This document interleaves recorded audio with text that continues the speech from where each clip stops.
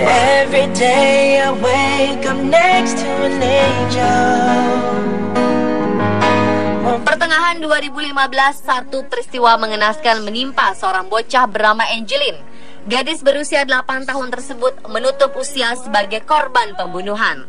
Sampai kisah ini kami tayangkan, polisi masih terus mengungkap kebenaran siapa saja pembunuh Angelin, karena disinyalir pembunuhan ini terencana. Lalu, apa motif sebenarnya? Memang salah satu tersangka, yaitu seorang pria berinisial AG, telah ditetapkan sebagai pembunuh Angelin. Tetapi apakah ia pelaku tunggal atau ada pihak lain yang menjadi dalang pembunuhan sadis itu? Hal ini masih menjadi pertanyaan besar. Angelin, anak angkat seorang wanita bernama Margaret yang tinggal di Denpasar, Bali, dinyatakan hilang sejak 16 Mei 2015. Jasad Angelin kemudian ditemukan terkubur dekat kandang ayam di sekitar rumahnya pada 10 Juni silam. Lalu apa saja sisi lain dari kasus pembunuhan sadis Angelin? Berikut serba-serbi kasus Angelin versi on the spot.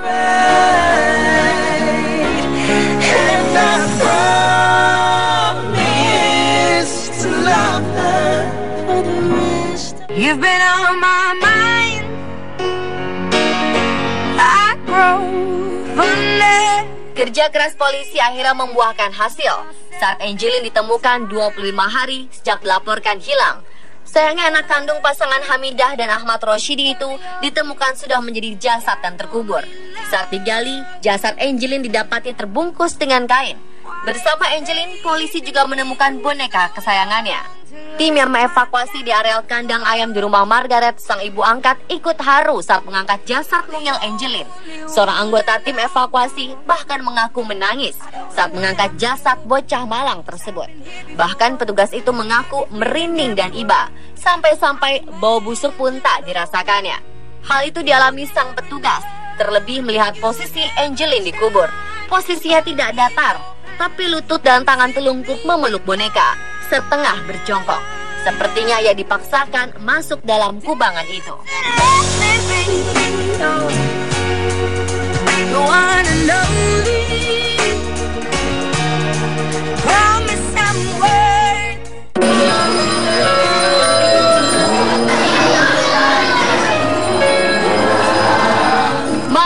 Mama, suara itu menggema dari balik pohon besar di depan rumah ibu angkat Angelin di Jalan Sedap Malam nomor 26 Denpasar pada 9 Juni lalu. Memang sulit diterima logika, namun kabarnya suara itu didengar sejumlah guru yang baru saja selesai menggelar persembahyangan di rumah korban. Antara lain seorang guru yang bernama Putu Sri Wijayanti. Segera mereka mencari asal muasal suara tersebut. Sontak, seorang guru pun kabarnya sempat memanggil-manggil anak malang itu. Angelin, di mana kamu? Pulang nak, kami merindukanmu. Menurut Putu, guru berusia 44 tahun tersebut, suara itu mirip seorang perempuan yang memanggil nama ibunya. Ia pun berharap suara tersebut merupakan suara Angelin.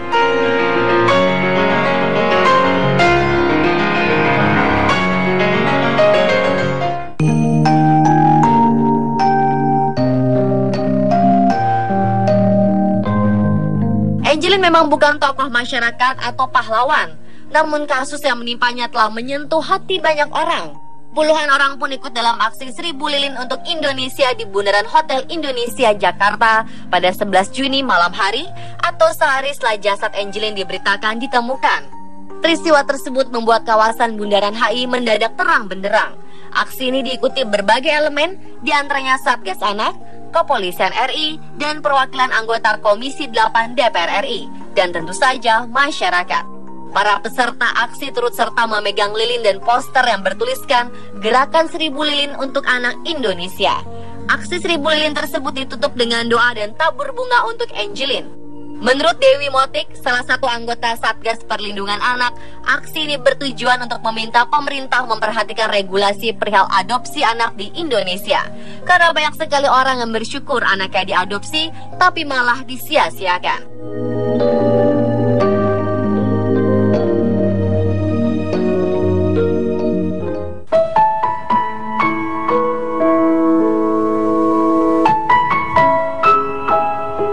Angelin lahir di tengah keluarga tidak mampu asal Banyuwangi, Jawa Timur. Itulah juga sebabnya mengapa orang tua kandung Angelin memberikan sang putri untuk diadopsi Margaret Megawe dengan uang pengasihan sebesar Rp800.000 saat Angelin masih berusia 3 hari.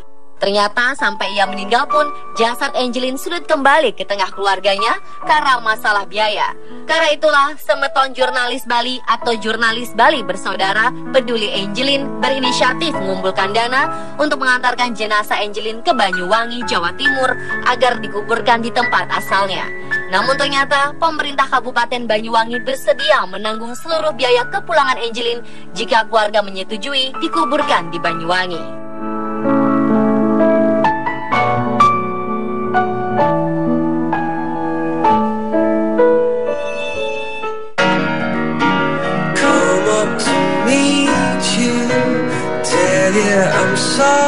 Total 444 siswa-siswi SDN 12 Sanur melakukan persembahyangan bersama di halaman sekolah.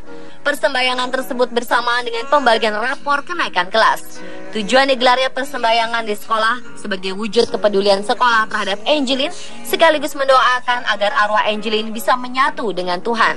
Di akhir hayatnya, Angelin tercatat sebagai siswa kelas 2B dan dinyatakan naik ke kelas 3 saat ia masih dianggap hilang.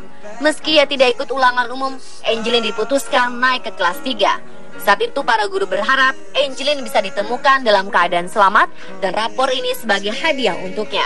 Sementara itu, wali kelas Angelin yaitu Putu Sriwijayanti terisak sedih ketika memperlihatkan buku raport Angelin. Sejak menjadi wali kelas Angelin, Sriwijayanti mengira Angelin anak yang kurang mampu, mengingat dari postur tubuhnya yang kurus dengan rambut dan kulit yang kusam. Sampai-sampai sang guru tertarik untuk mengasuh Angelin di rumah. Namun ternyata setelah melihat Ibu Margaret dan mengetahui Angelin tinggal di keluarga berada, guru itu pun mengurungkan niatnya.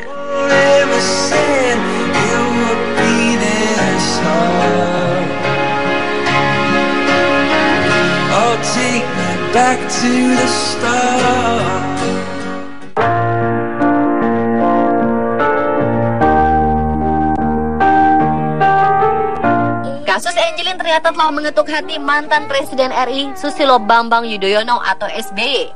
Mantan Presiden RI ke-6 itu secara khusus mengirimkan karangan bunga sebagai ungkapan duka cita di rumah duka Jalan Sedap Malam, Denpasar, Bali. SBY mengutus Ketua DPD Partai Demokrat yaitu Made Mudarta untuk meletakkan karangan bunga itu di depan gerbang rumah Angelin bersama karangan bunga dari masyarakat lainnya. Karangan bunga duka cita dari SBY dipasang berjejer dengan karangan bunga lainnya persis di depan rumah yang terus jaga ketat polisi dan terus dibanjiri warga. Di antara karangan bunga untuk Angelin, selain dari mantan Kepala Negara SBY, ada juga dari sosok kontroversi Vicky Prasetyo, Menteri Pemberdayaan Perempuan dan Perlindungan Anak Yohana Yembise, serta Gubernur dan Wakil Gubernur Bali Imade Mangkupastika dan Iketut Sudikerta.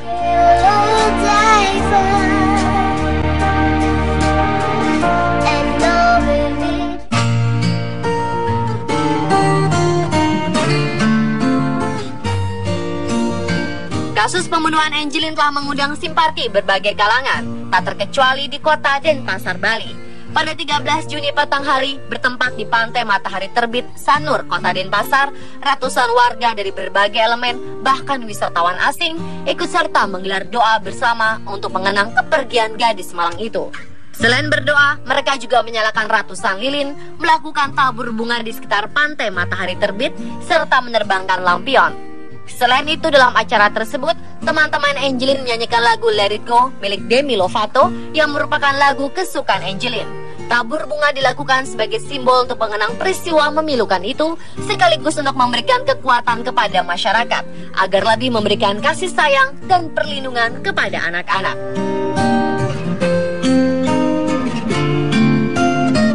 Pemirsa, itulah serba-serbi kasus Angelin versi On The Spot.